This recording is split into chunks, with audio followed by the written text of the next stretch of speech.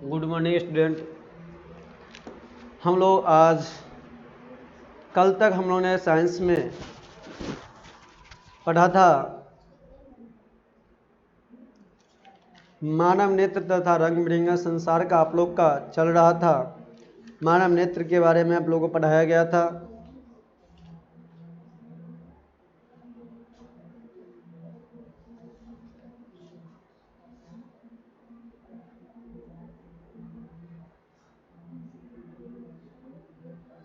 मानव नेत्र के बारे में बताया गया था। उसके बाद आप लोगों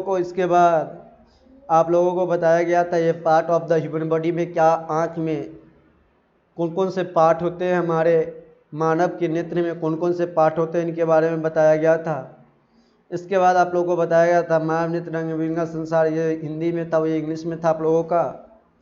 इसी के बाद हम लोग ने पढ़े थे स्क्लेरा या ड्रिड पटल के बारे में जाने थे। अब स्क्लेरा या ड्रिड पटल के बाद हम लोग ने इसके बाद किसके बारे में जानकारी लिया था, तो कॉर्निया के बारे में पढ़ा था। कॉर्निया के बारे में, कॉर्निया के बाद हम लोग ने क्या चर्चा किए थे, तो कोराइड का चर्चा किए थे, आइरिस की चर्चा किए थे, पुतली या नेत्र द्वार की चर्चा किए थे। इसके बाद हम लोगों ने सिलेरी पेशियाएं की चर्चा की थी। सिलेरी पेशियाएं की चर्चा की गई थी। तो चलिए इससे आगे हम लोग देखते हैं नेत्र लेंस के बारे में। हम लोग आज देखेंगे किसके बारे में, पहले नेत्र लेंस के बारे में चर्चा करते हैं। नेत्र लेंस को देखते हैं, नेत्र लेंस क्या है, इनके बारे में पहले चर्चा करते हैं। तो नेत्र लेंस क्या है देखिएगा नेत्र लेंस के बारे में। तो नेत्र लेंस, सबसे पहले बात समझिएगा आप लोग नेत्र लेंस के बारे में। आपके एग्जाम के लेकर सभी बातें, जो नए बच्चे जुड़े होंगे देख रहे होंगे वीडियो, यदि वो चैनल को सब्सक्राइब नहीं किए तो लोग सब्सक्राइब कर जरूर करिएगा। आप लोग सब्सक्राइब कर दीजिएगा और बेल आइकन का बटन जरूर दबाइएगा, नोटिफिकेशन ऑन कर दीजिए, जैसे वीडियो अपलोड किया जाएगा आप लोगों के पास पहुंच जाएगा। यदि आप लोग को .NET पे पढ़ना है तो वहाँ पे भी आके हमसे पढ़ सकते हैं, वहाँ पे भी आपको मैथ पढ़ाते हैं, हमें अभी वहाँ पे चल रहा है मैथ आप लोगों के लिए। तो चलिए इससे आगे चर्चा बात अधिक नहीं करना हम लोग को, अब पढ़ाई पर ध्यान देते हैं हम लोग। नेत्र लेंस, और जितने भी स्टूडेंट होंगे ऑफलाइन के वो लोग ध्यान से देखेंगे और उतारेंगे भी। सोनी हो या रानी हो, ज्योति, विशाल, क्रिस, सुनैना, नंदिनी, ये जितने निखिल जी हो, बहुत सारे स्टूडेंट का नाम याद नहीं है जो नए नए जुड़े हैं, धीरे धीरे याद रहेंगे। बहुत सारे जुड़ रहे, रोज कम से कम 30-40 स्टूडेंट नए जुड़ रहे हैं, तो इस बात को ध्यान रखिए आप लोग। तो नेत्र लेंस के बारे में समझते हैं। तो पुतली के नीचे नेत्र लेंस के बारे में हम लोग देखेंगे पहले।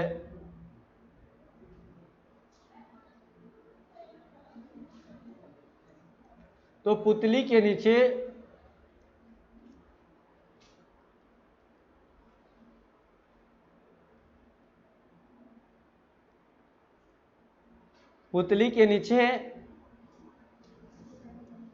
पारदर्शी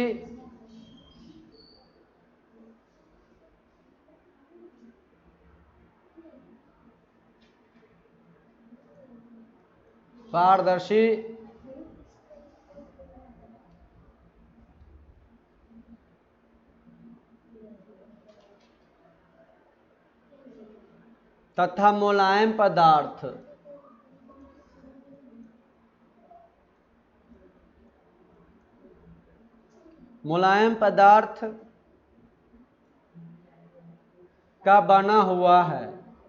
का बना हुआ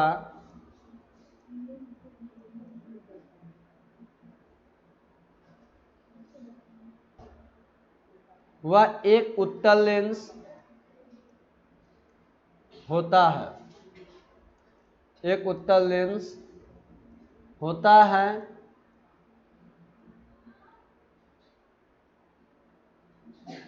जिसे हम क्या कहते हैं, नेत्र लेंस कहते हैं, जिसे नेत्र लेंस कहते हैं। तो समझिए बात, तो पुतली के नीचे पारदर्शी तथा मुलायम पदार्थ का बना हुआ एक उत्तल लेंस होता है। जो पुतली होता है ना, हमारे आंख की पुतली के नीचे आप देखिएगा तो पारदर्शी तथा मुलायम पदार्थ का बना एक कैसा लेंस होता है? उत्तल लेंस होता है, जिसे हम क्या कहते हैं? नेत्र लेंस कहते हैं। सिलियरी पेशियों की क्रिया के द्वारा नेत्र लेंस की फोकस दूरी घटाई जाती है और बढ़ाई जाती है। तो आप लोग नोट करके एक बात को लिख सकते हैं, ध्यान रखिएगा, आप लोग नोट डाउन जरूर कीजिएगा आप लोग।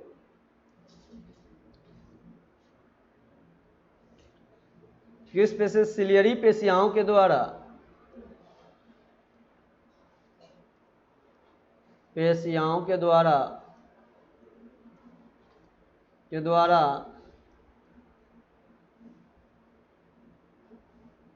पेशियाओं क्रियाओं के द्वारा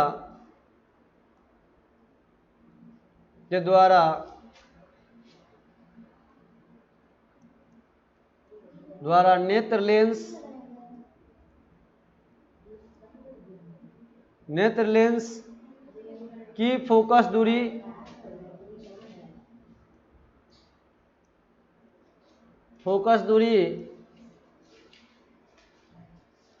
घटाई या बढ़ाई जा सकती है। घटाई या बढ़ाई जा सकती है। बढ़ाई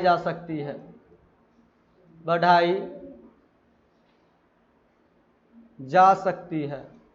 घटाई या बढ़ाई जा सकती है। तो सिलियरी पेशियाओं क्रियाओं के द्वारा नेत्र लेंस की फोकस दूरी घटाई या बढ़ाई जा सकती है। इस बात को ध्यान में रखिएगा आप लोग। तो नेत्र लेंस के आंख के गोले में दो कास्ट में बांटे होते हैं। जो नेत्र लेंस के होते हैं ना, आंख के गोले दो कास्ट में बने होते हैं, बांट देता है। आंख का जो नेत्र गोलक, नेत्र लेंस के आंख के गोल जो दो कास्ट भाग में बांट दिया जाता है। कॉर्निया को उत्तर लेंस और कॉर्निया और नेत्र लेंस के बीच में किसको रखा जाता है? एक्वस ह्यूमर नामक नमकीन द्रव भरा होता है। मान लीजिए इस पार्ट में ऊपर कॉर्निया है, नीचे पार्ट में आपका आंख में क्या हो जाएगा? एक पार्ट है। इसके बीच में यानी कॉर्निया, ये मान लीजिए कॉर्निया हुआ आपका, और नीचे आप मानिए क्या है? आपका नेत्र लेंस है। इस दोनों के बीच में आपका क्या होता है? इस दोनों के बीच में आपका कॉर्निया और नेत्र लेंस के बीच में आपका क्या होगा? इस दोनों के बीच में, कॉर्निया और नेत्र लेंस के बीच में आपका इक्वस ह्यूमर होता है। इक्वस ह्यूमर नामक क्या होता है? इक्वस ह्यूमर नामक नमकीन द्रव भरा रहता है। इक्वस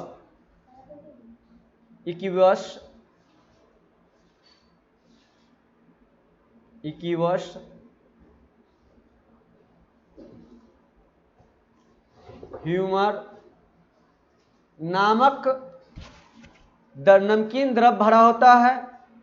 आंसू इसी द्रव के कारण, जो हमारे आंख में से आंसू निकलते हैं, जब किसी व्यक्ति को रोते देखते होंगे, किसी कारण से उसके आंख में से आंसू निकल, तो किसके कारण निकलता? तो इक्वस ह्यूमर नामक नमकीन द्रव के कारण, इक्वस ह्यूमर के कारण ही निकलता है किसी व्यक्ति के आंख में आंसू निकलना। तो आप लोग इस बात को समझे कि आंख में आंसू निकलना किसके कारण? तो इक्वस ह्यूमर के कारण नामक द्रवीन उसमें नामक नमकीन क्या भरा रहता है? इक्वस ह्यूमर के कारण। इस बात को नमकीन द्रव भरा रहता है, इसके कारण आंसू इसी द्रव से कारण बनते हैं। और नेत्र का लेंस, आंसू जो बनता है हमारे आंख में, किसके कारण? तो इक्वस ह्यूमर के कारण। इस बात को ध्यान। अब नेत्र लेंस का पिछला भाग, उसे हम कहते हैं विट्रियस ह्यूमर। जो नेत्र लेंस का पिछला भाग होते हैं उसे हम कहते हैं विट्रस ह्यूमर। तो नेत्र लेंस के पिछला भाग को हम क्या कहते हैं? नेत्र लेंस का पिछला भाग, पिछला भाग आपका क्या होगा? तो पिछला भाग, नेत्र लेंस का पिछला भाग को क्या नाम है?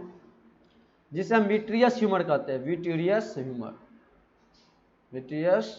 ह्यूमर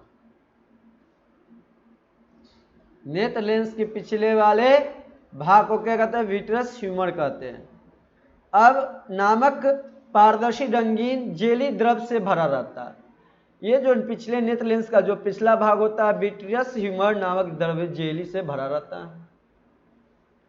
अब एच यानी इक्वस ह्यूमर और किसको मिलकर? विट्रियस ह्यूमर को कचाप द्रव कहते हैं। इस दोनों को हम क्या कहते हैं? जब ये दोनों मिल जाएंगे तो आपका क्या तैयार हो जाएगा? एक कचाप द्रव तैयार हो जाएगा।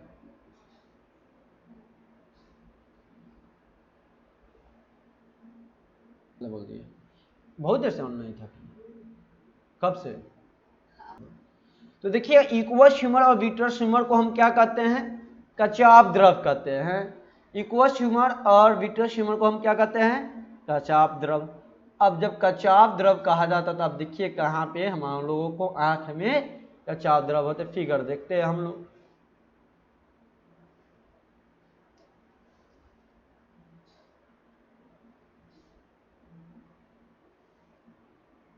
देखिए यही आपका जो पार्ट दिखाया जा रहा है ये आपका क्या हो गया? कच्चा द्रव।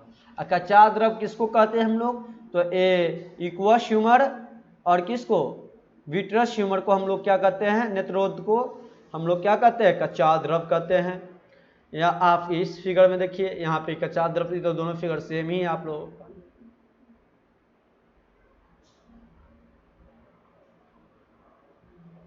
चलिए इसके बाद हम लोग देखते हैं कच्चा द्रव तो जान गए। इसके बाद आप लोग देखिएगा दृष्टि पटल या रेटिना के बारे में। किसके बारे में? दृष्टि पटल या रेटिना। तो दृष्टि पटल या रेटिना के बारे में समझिए। दृष्टि पटल या रेटिना, पटल या रेटिना, दृष्टि पटल या रेटिना। तो दृष्टि पटल या रेटिना के बारे में आप लोग देखिएगा क्या होगा दृष्टि पटल या रेटिना, इसके बारे में पहले समझिए आप लोग। तो दृष्टि पटल या रेटिना, दृष्टि पटल या रेटिना के बारे में तो आंख के सबसे भीतरी भाग को रेटिना कहते हैं। जो आपके आंख का सबसे भीतरी भाग को क्या कहते हैं हम लोग? रेटिना कहते हैं। आंख के सबसे भीतरी भाग को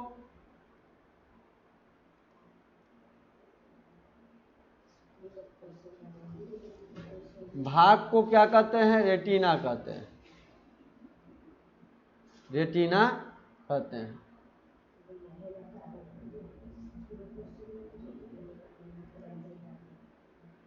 तो भीतरी के सबसे भीतरी भाग को, आंख के सबसे बाहरी भाग को क्या, भीतरी भाग को क्या कहते हैं? रेटिना कहते हैं। यह प्रकाश का बहुत ही प्रकाश का क्या होता है? सुग्राही होता है। रेटिना जो प्रकाश के बहुत ही सुग्राही होता है।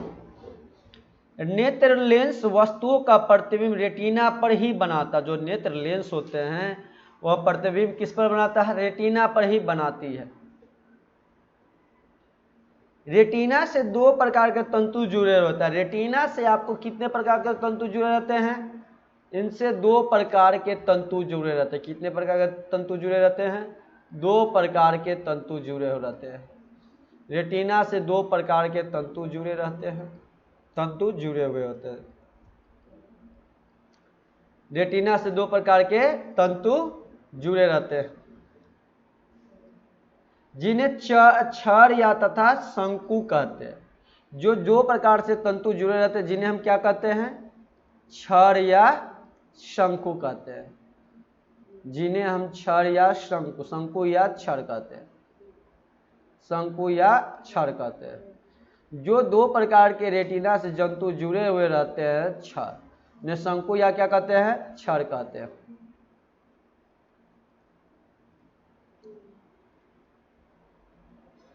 समझ आया इस बात को? चलिए यहाँ तक समझ आ गया होगा आप लोग को। यदि नहीं समझ आया तो आप लोग कमेंट जरूर कीजिए। रानी जी जरूर कीजिएगा, विशाल जी, क्रिश जी, सोनी, आप लोग जरूर कमेंट कीजिए। हम लोग इससे आगे चलते हैं। अब क्षर या शंकु कहते हैं। क्षर तथा शंकु पर जब प्रकाश पड़ता है, ये जो आपको क्षर या शंकु लिखाया गया है भाई, इस पर क्या पड़ेगा? इस पर कुछ न तो कुछ पड़ेगा। इस छड़ या शंकु पर आपको क्या पड़ेगा? जब प्रकाश पड़े इस पे, क्या पड़े? प्रकाश, लाइट। इस पर शंकु या छड़ पर लाइट पड़े, प्रकाश पड़ता है तो ये दृक् तंत्रिका द्वारा मस्तिष्क में रेटिना पर बने प्रतिबिंब की संवेदना पहुंचाता है।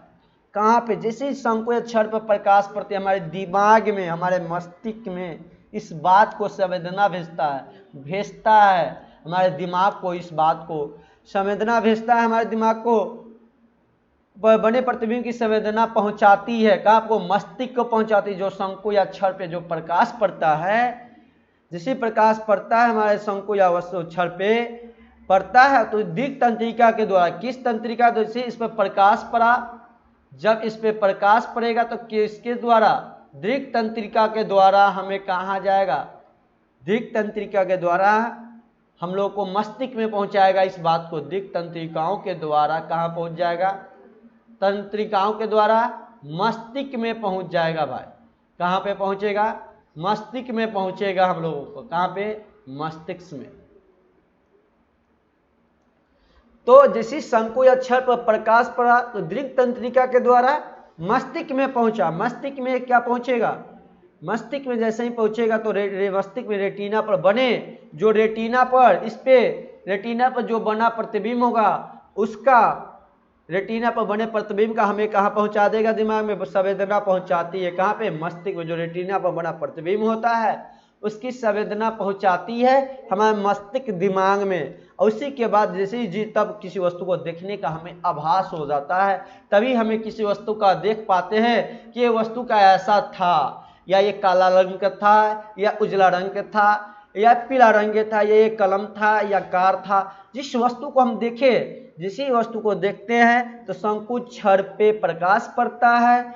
जो शंकु या छड़ जैसा दो प्रकार जंतु जो रेटिना से हमें क्या होता है? दो प्रकार जो जंतु जुड़े होते हैं जिसे हम शंकु या छड़ कहते हैं, उस पर लाइट जैसे ही पड़ा तो दृढ़ मस्तिष्क में जो रेटिना पर बना हुआ आभास होता है वह हमारे दिमाग में पहुंच जाता है। प्रतिबिंब की ऐसा आभास प्रतिबिंब बना था रेटिना पे तो हमारे दिमाग में जा पहुंचता है। इस बात को ध्यान रखिएगा। अब पीत बिंदु किसे कहते हैं इसके बारे में हम लोग समझते हैं। पीत बिंदु के बारे में चलिए पीत बिंदु के बारे में समझते हैं।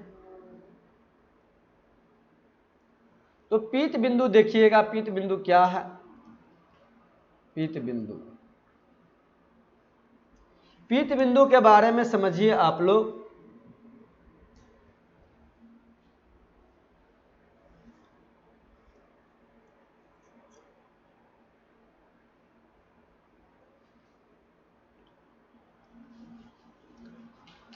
तुम लोग क्या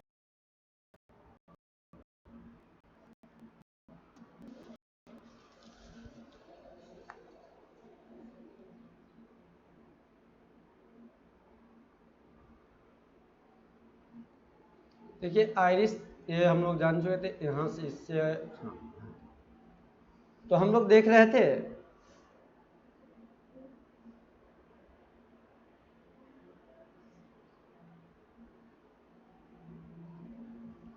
तो हम लोग देखेंगे अब दृष्टि पटल या रेटिना के बारे में। पीत बिंदु को देखेंगे हम लोग। किस बिंदु को? पीत बिंदु को। देखिए पीत बिंदु के बारे में क्या होगा। पीत बिंदु, तो पीत बिंदु के बारे में समझिए। रेटिना के मध्य में एक ऐसा बिंदु होता है, जो रेटिना हम लोग का होता है उसके मध्य में आप लोग अपने आंख में देखिएगा, रेटिना के अंदर एक पीला सा आपका मध्य बिंदु बीच में रहता है। तो पीत बिंदु रेटिना के मध्य यानी बीच में, रेटिना के बीच में एक ऐसा बिंदु होता है जो कुछ उठा हुआ रहता है, उसे पीत बिंदु कहते हैं। तो पीत बिंदु किसे कहते हैं आप लोग पूछा जाए तो क्या लिखिएगा? आप लोग लिख सकते हैं पीत बिंदु के बारे में, लिखिएगा रेटिना के मध्य, रेटिना के मध्य में एक ऐसा बिंदु, एक ऐसा बिंदु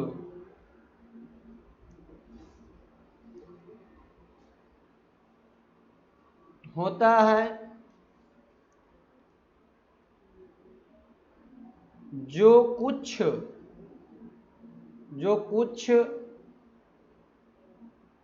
उठा हुआ रहता है, जो कुछ उठा हुआ रहता है उसे पीत बिंदु कहते हैं। उसे क्या कहते हैं? पीत बिंदु कहते हैं। पीत बिंदु कहते हैं।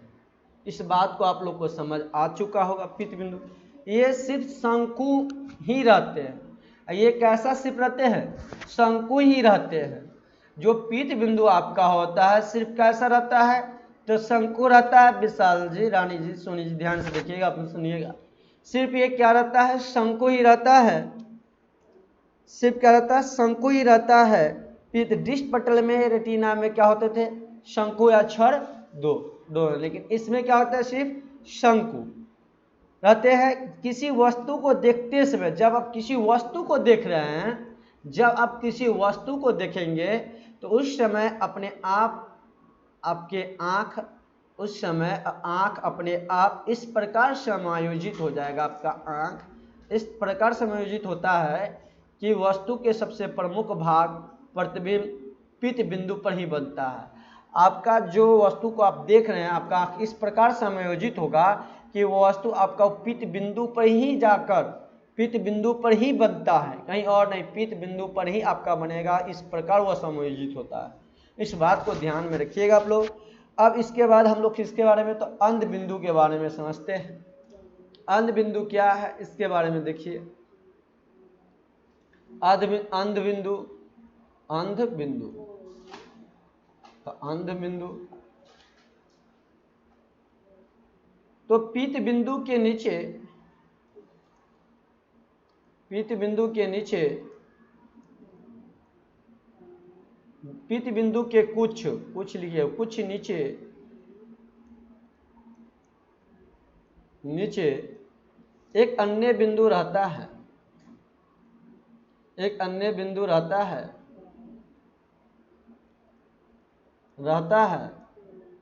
जिसे अंध बिंदु कहते हैं, जिसे अंध बिंदु कहते हैं, बिंदु कहते हैं, अंध बिंदु कहते हैं। इस पर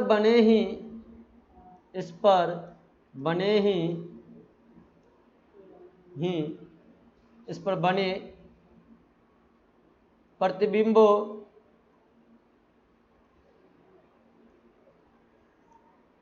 की अनुभूति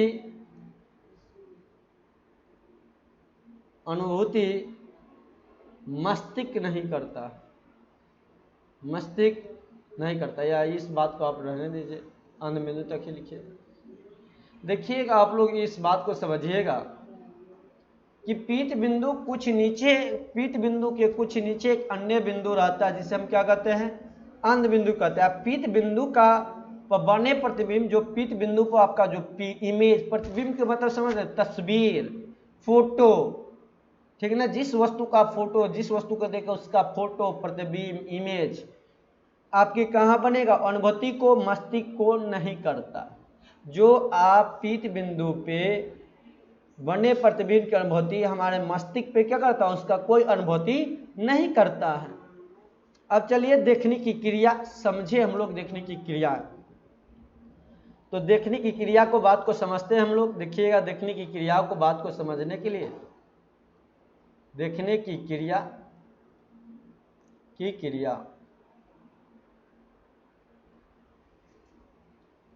देखने की क्रिया, बात को समझिएगा आप लोग।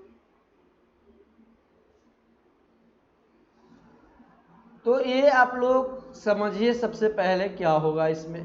तो समझना क्या है हम लोग, जब किसी वस्तु से आने वाली किरणें आँख पर पड़ती, किसी वस्तु से आने वाली, आप लोग को पहला दिन बताया गया था, यदि घर में प्रकाश न हो तो हम नहीं देख सकते। बिना प्रकाश के किसी वस्तु को, प्रकाश को देखने के, किसी वस्तु के देखने के लिए हमें प्रकाश की जरूरत पड़ती है।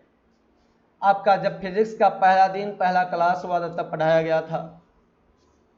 जब किसी वस्तु से आने वाली किरणें आँख पर पड़ती हैं तो ये कॉर्निया नेत्र लेंस के अपवर्तन के बाद जब कोई वस्तु हमें पर पड़ने वाली, जब वस्तु से आने वाली किरणें, जैसे वस्तु से कोई आई किरणें मेरे आँख पे पड़ती है, मेरे आँख पर कोई वस्तु, इधर से वस्तु है, इधर से आई, आँख पे मुझे पड़ा, इस पे जैसे ही आँख पर पड़ी तो ये कॉर्निया, हमारे आँख में क्या है, कॉर्निया, और नेत्र लेंस के अपवर्तन के बाद, और कॉर्निया मेरे आँख में है, नेत्र लेंस भी मेरे आँख में, तो उस दोनों को पढ़ने के बाद, अपवर्तन के बाद, जैसे ही पड़ेगा कॉर्निया और नेत्र लेंस पे मेरे आँख में हुआ, तो उसके अपवर्तन के बाद कहाँ पहुँच जाएगी, रेटिना पर पहुँचती है। अपवर्तन के बाद आपको कहाँ पे पहुँचेगी, रेटिना पर पहुँचती है, और वहाँ से वस्तु का वास्तविक, जैसे ही रेटिना पर पहुँची वह प्रकाश की किरणें, वस्तु का किरणें हमें रेटिना पर जब पहुँची, क्या इसके द्वारा पहुँचा, तो नेत्र लेंस तथा कॉर्निया का अपवर्तन के बाद रेटिना पर पहुँची। जैसे ही वहाँ पहुँची तो वस्तु वहाँ पे वास्तविक एवं उल्टा प्रतिबिंब बनता है। रेटिना पर बनने के बाद, पहुँचने के बाद वह जैसे ही पहुँचती तो वहाँ वस्तु का प्रतिबिंब क्या होता है, उल्टा तथा क्या बनता है हम लोगों का, उल्टा तथा वास्तविक तथा उल्टा प्रतिबिंब बनता है। इस बात को ध्यान रखिएगा। अब देखिए, परंतु मानव मस्तिष्क जो मेरा दिमाग, लेकिन हम लोग का जो दिमाग है, ये मस्तिष्क है ना, मस्तिष्क, इस मस्तिष्क से के द्वारा, मस्तिष्क के द्वारा, इस मस्तिष्क के द्वारा इस प्रतिबिंब का सीधा देखने की संवेदना होती है, लेकिन किसी हमें तो पड़ा रेटिना पर वास्तविक उल्टा, तो हम लोग सीधा कैसे देख लेते हैं, सोचने की बात है। तो हम लोग का मस्तिष्क की जो संवेदना होती है, इसके कारण ही हम सीधा वस्तु को देख पाते हैं। मस्तिष्क को सीधा देखना, इस प्रतिबिंब को सीधा देखने के लिए मस्तिष्क का क्या होती है, संवेदना के कारण, मानव को जो मस्तिष्क होते हैं उस संवेदना के कारण ही हम किसी वस्तु का सीधा देख पाते हैं। अब वस्तु दूर हो, किसी वस्तु को बहुत दूर है, किसी वस्तु को दूर हो या नज़दीक हो, हमारे वस्तु एकदम साफ यहाँ पे नज़दीक है, हमारे पास वस्तु, ये वस्तु है हमारे, मान लीजिए मेरे माउस है, जब ये वस्तु मेरे सामने या दूर है, यहाँ पे दूर है, तो दूर है तो यहाँ पर देखिए, जब वस्तु दूर हो या सामने हो तो साफ आसानी से देख लिया जाता है। दूर भी रहता है तो हम लोग साफ आसानी से देख लेते हैं, नज़दीक भी रहता है तो आसानी से देख लेते हैं। लेकिन यह तभी संभव होता है, यह तब जाकर संभव है जब वस्तु दूरी बदलने से, नेत्र लेंस की रेटिना दूरी बदलने से, नेत्र लेंस की फोकस दूरी बदलने से, फोकस दूरी बदल जाए। ये कब संभव होगा, कि जब वस्तु कोई नज़दीक में तो हमें दिखाई दे रहा है, कोई वस्तु दूर है तो दिखाई दे रहा है। ये तभी संभव होगा आपका जब वस्तु दूरी बदलने से, नेत्र लेंस की रेटिना दूरी बदलने से, नेत्र लेंस की फोकस दूरी बदलने से, जब जैसी आपका नेत्र लेंस से रेटिना की दूरी बदलेगा, जैसे ही आपका नेत्र लेंस से रेटिना की दूरी बदले, नेत्र लेंस की फोकस दूरी बदल जाए, जैसे ही रेटिना की दूरी बदलेगा उसी तरह फोकस दूरी क्या हो जाना चाहिए, बदल जाना चाहिए। तभी आप संभव है कि आप साफ से नज़दीक की वस्तु को और दूर की वस्तुओं को देख सकते हैं। वास्तव में ऐसा कुछ नहीं है, होता है, इस बात को ध्यान में रखिएगा। रियल मायने में देखा जाए तो ऐसा कुछ नहीं होता है, बल्कि नेत्र लेंस की सतह की वक्रता त्रिज्या बदल जाती है। लेकिन क्या बदल जाती है, नेत्र लेंस की वक्रता त्रिज्या बदल जाती है। फलस्वरूप उसकी, जब उसका फलस्वरूप उसकी हम क्या देख सकते हैं, फोकस दूरी परिवर्तित हो जाता है, उसकी फोकस दूरी क्या हो जाती है, परिवर्तित हो जाती है। इस बात को ध्यान रखिएगा। नेत्र लेंस में यह परिवर्तन किसके द्वारा होता है, तो नेत्र लेंस में यह परिवर्तन आपकी सिलेरी पेशियों के तनाव से घटने बढ़ने से होता है। नेत्र लेंस में ये आपकी परिवर्तन कब होता है, तो वक्रता त्रिज्या बदलती है, तो फलस्वरूप जैसे ही वक्रता त्रिज्या आपकी बदलेगी उसी तरह से आपका क्या बदल जाएगा, तो फोकस दूरी परिवर्तन यानी बदलाव उसमें हो जाता है। नेत्र लेंस से में यह परिवर्तन सिलेरी पेशियाओं के तनाव से घटने बढ़ने से होता है, उसके घटने बढ़ने से होता है। वस्तु दूरी हो या नज़दीक हो, वस्तु आपका दूर हो या नज़दीक हो, नज़दीक हो, आँख स्वतः ही, आपका जो आँख है स्वतः ही नेत्र लेंस को फोकस दूरी इस प्रकार संबंधित, आपका आंख इस प्रकार संबंधित करेगा फोकस दूरी को कि विभिन्न दूरियों पर भी वस्तु का रहने पर उसका प्रतिबिंब आपका रेटिना पर ही बनता है। वस्तु दूर हो या नज़दीक हो, आपका फोकस दूरी आंख पर इस प्रकार संबंधित करती है कि आपका फोकस, उसका प्रतिबिंब आपका रेटिना पर ही बनेगा। वस्तु और उसका जैसी रेटिना पर आपका प्रतिबिंब बनेगा, वस्तु स्पष्ट दिख पाती है। तो देखिए एक यहाँ पर हम लोग समझने का कोशिश करते हैं, समझिएगा आप लोग। देखिएगा अब यहाँ पे हम लोग देखते हैं,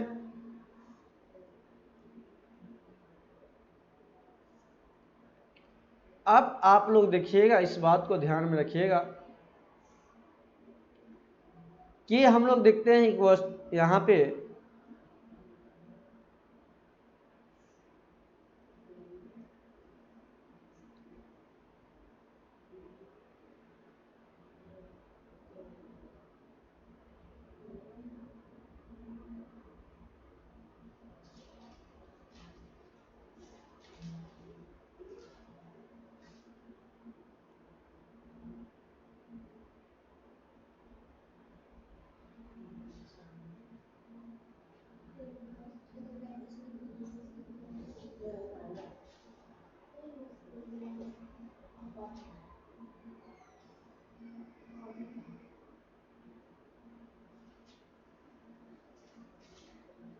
ये आपका क्या बना, प्रतिबिंब। ये इधर आपका क्या है, तो वस्तु है। इधर देखिएगा, ये जो आपका दिख रहा है यहाँ पे, ये मान लीजिए आपका वस्तु है। जो वस्तु आपका प्रतिबिंब है इसी तरह से दिखाया जाता है। जब ये वस्तु, तो इसका प्रतिबिंब यहाँ पर बनता है। किसी वस्तु का उल्टा वास्तविक उल्टा बनता है प्रतिबिंब। इस बात को ध्यान रखिएगा आप लोग। तो अब इसके बाद हम लोग चलते हैं त्रिविषय।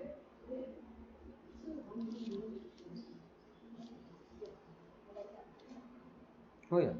तो त्रिविषय प्रकाश को, त्रिविषय प्रकाश किसी कम प्रकाश वाले कमरे पे जाने पर वस्तु का स्पर्श देखने में कुछ समय लगता है। क्यों?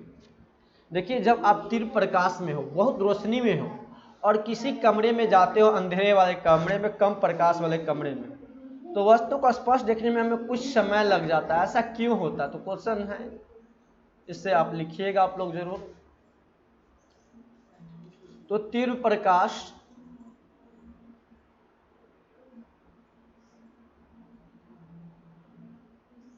से किसी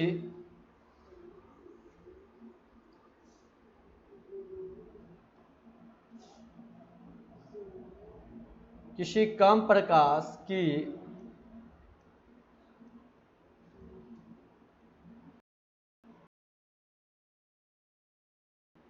प्रकाश वाले कमरे की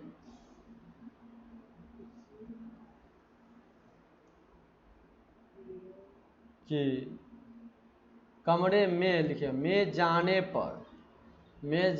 पर वहां वस्तुओं को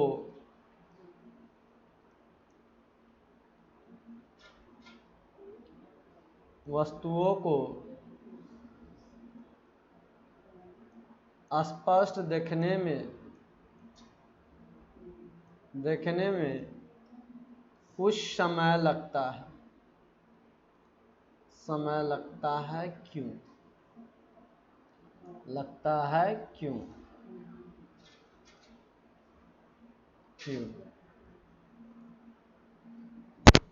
तो समझिएगा, जब तीव्र प्रकाश से आप किसी कम प्रकाश वाले कमरे में जाते हैं, जाने पर वहां की वस्तु को स्पष्ट देखने में क्या लग जाता है? कुछ समय लग जाता है। जैसे ही कुछ समय लग जाता है, तो पर क्यों, ऐसा क्यों होता है इस बात तो समझिएगा आप लोग। यहाँ पर तीव्र प्रकाश में आंख की पुतली सिकुड़ कर क्या हो जाती है? जब तेज प्रकाश में आप लोग रहते हैं, तीव्र प्रकाश में, तो आपका पुतली आंख का सिकुड़ कर छोटी हो जाती है। आपकी तीव्र प्रकाश में पुतली, आपकी आंख का जो पुतली होता है सिकुड़ कर छोटी हो जाती है। कम प्रकाश वाले कमरे की वस्तु को देखने के लिए आंख की पुतली अधिक खोलकर बड़ा होना आवश्यक होता है। यानी यदि आपको कम प्रकाश वाले चीज को, कम प्रकाश वाले वस्तुओं में, प्रकाश वाले कमरे की वस्तु को देखना है तो उसके लिए आंख का पुतली को बड़ा होना चाहिए, अधिक खुलकर बड़ा होना चाहिए, होना आवश्यक होती, तभी जाकर आप देख सकते हैं।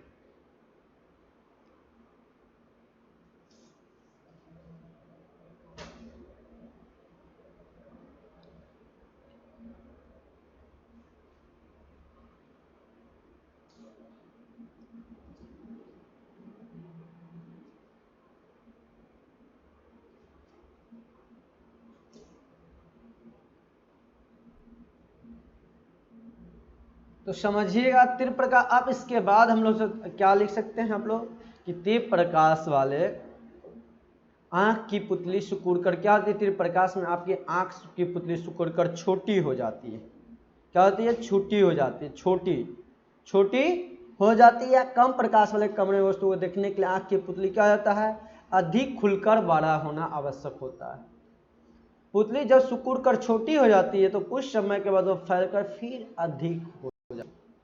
जब आपकी आंख की पुतली छोटी हो जाती है तो कुछ समय के बाद खुद फैलकर अधिक हो जाती है। कुछ समय के बाद वह फैलकर अधिक हो जाती है, अधिक खुल पाती है।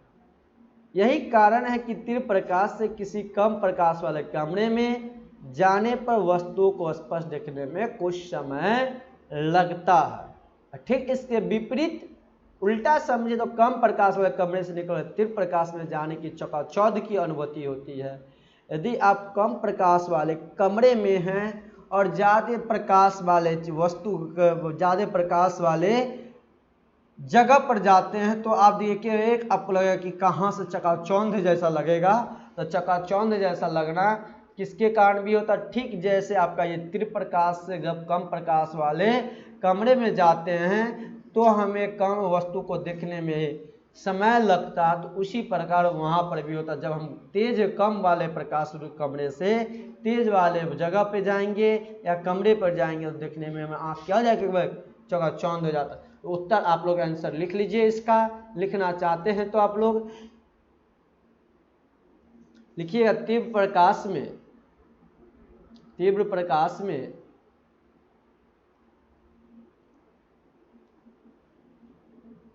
आंख की पुतली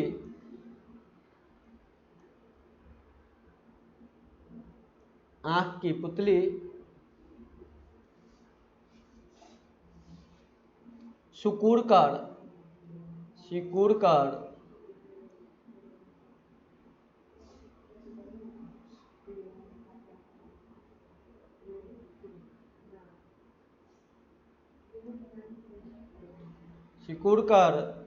छोटी हो जाती है।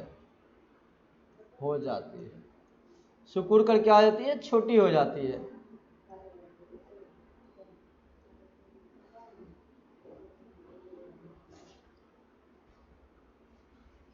और कम प्रकाश वाले कमरे में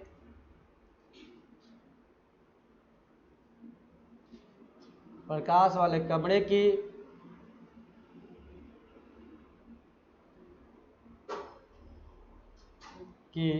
वस्तुओं को देखने के लिए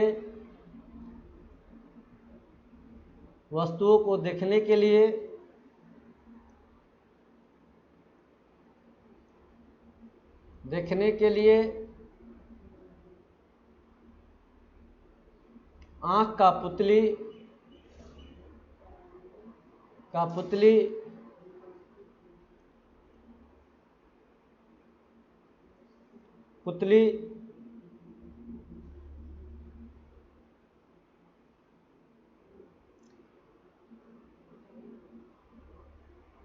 अधिक खुलकर बड़ा होना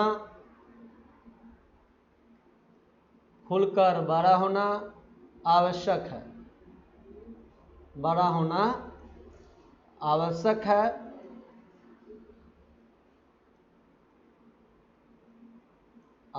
है। पुतली जब सिकुड़कर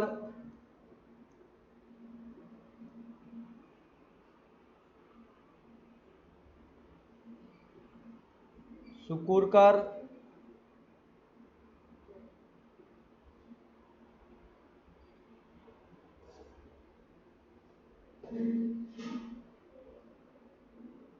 छोटी हो जाती है,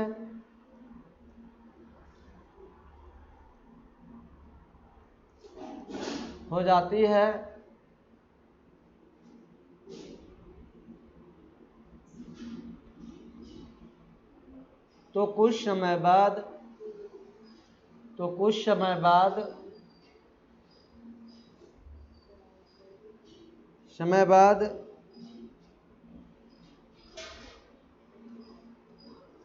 समय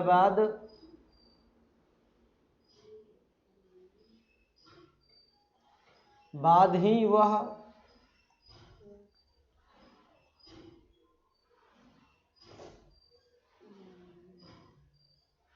फैलकर अधिक खुल पाती है।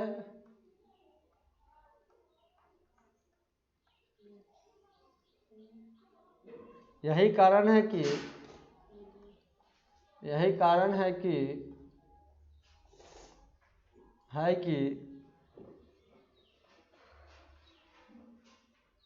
तीव्र प्रकाश से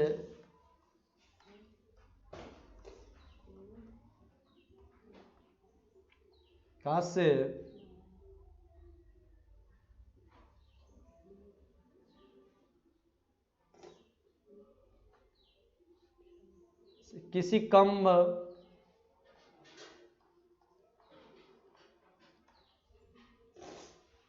प्रकाश वाले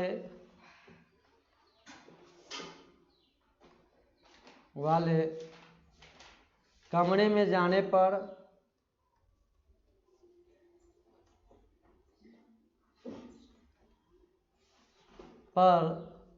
वह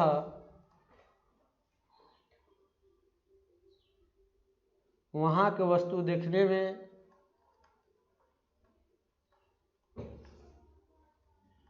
में अधिक समय लगता है, देखने में कुछ समय लग जाता है, कुछ समय लगता है।